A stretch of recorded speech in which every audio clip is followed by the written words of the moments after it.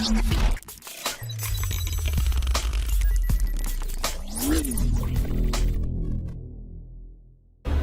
Bangla video টিউটোরিয়ালে সবাইকে জানাই স্বাগতম।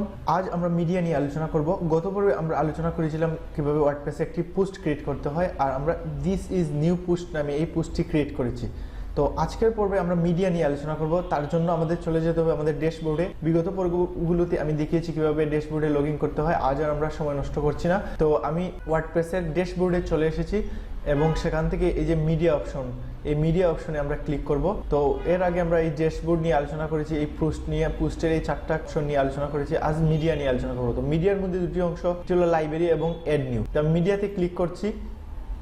তো মিডিয়াতে ক্লিক করার সাথে সাথে এই যে মিডিয়া লাইব্রেরি চলে এসেছে এবং লাইব্রেরির মধ্যে এই মুহূর্তে আমাদের দুটি ইমেজ দেখাচ্ছে। তো মিডিয়া আসলে মূলত কি? মিডিয়া হলো আমরা যখন ওয়ার্ডপ্রেসে বিভিন্ন ধরনের ছবি, ভিডিও, বিভিন্ন জিনিস এক্সট্রা অ্যাড করি, সেই জিনিসগুলো মিডিয়াতে সংযুক্ত করা যায়। তো সেটা আমরা গতদিন পোস্ট ক্রিয়েট করার সময় অ্যাড নিউ মিডিয়াতে ক্লিক করে পোস্ট করেছিলাম। তো সেক্ষেত্রে এই যে ইমেজটি যুক্ত করেছি, তো এই ইমেজটি এখানে চলে এসেছে।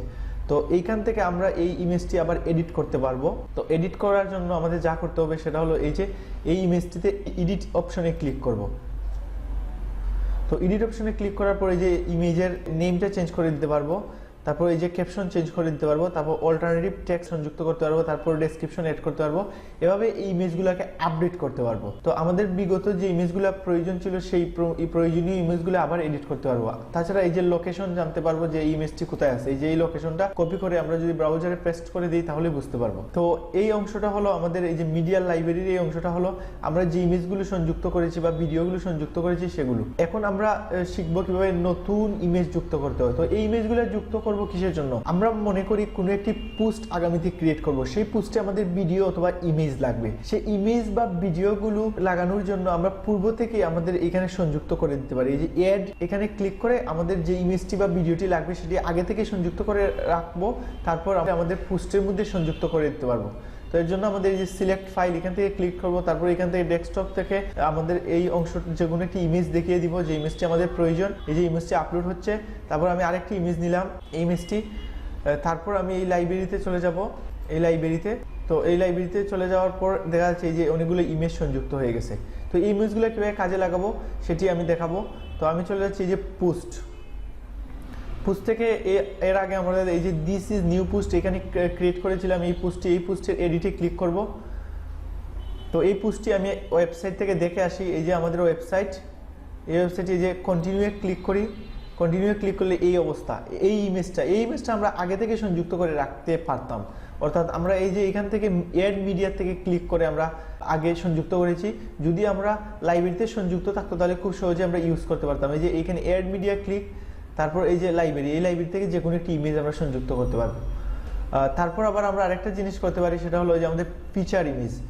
অনেক ক্ষেত্রে ফিচার ইমেজটা কি আমি একটু দেখিয়ে নেই।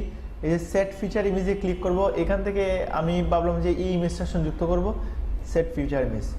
এখন আমরা যদি আপডেট দেই, এই যে আপডেট দেওয়ার পর তারপর যদি আমাদের এই পোস্টে চলে যাই, এই পোস্টে গিয়ে যদি আমি ব্রাউজারে রিফ্রেশ দেই, তাহলে এই হলো ব্রাউজারে রিফ্রেশ দেই, এই ইমেজটা ফিচার হিসেবে সংযুক্ত হয়েছে। আবার এখানে এই ইমেজটাও চেঞ্জ করতে পারবো। এই যে এখান থেকে যে কোনো একটি ইমেজ আমরা যে কোনো জায়গায় ইমেজ সংযুক্ত করতে পারবো। তো এই কাজটা কিভাবে করা যাবে? যেমন আমি এই শেষের দিকে একটি ইমেজ সংযুক্ত করব। তো এইখানে শেষের দিকে আমার কার্সরটা রেখে দিলাম। তো এই জায়গায় ইমেজটা সংযুক্ত করব, অ্যাড মিডিয়াতে ক্লিক করব, এখান থেকে আমি এই ইমেজটা সংযুক্ত করব। তো তারপর আমি যদি এখন আপডেট দিয়ে দেই, আবার যদি আমরা রিফ্রেশ দিই ব্রাউজারে গিয়ে, এই যে রিফ্রেশ বা রিলোডে ক্লিক করার সাথে সাথে এই দেখা যাচ্ছে যে ইমেজ শেষের দিকে সংযুক্ত হয়ে গেছে। আশা করি বন্ধুরা এই ভিডিওটি দেখে বুঝতে পেরেছেন যে মিডিয়ার কি কাজ।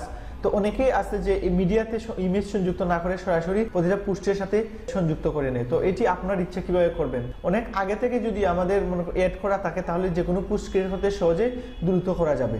তো এই হলো মিডিয়ার কাজ।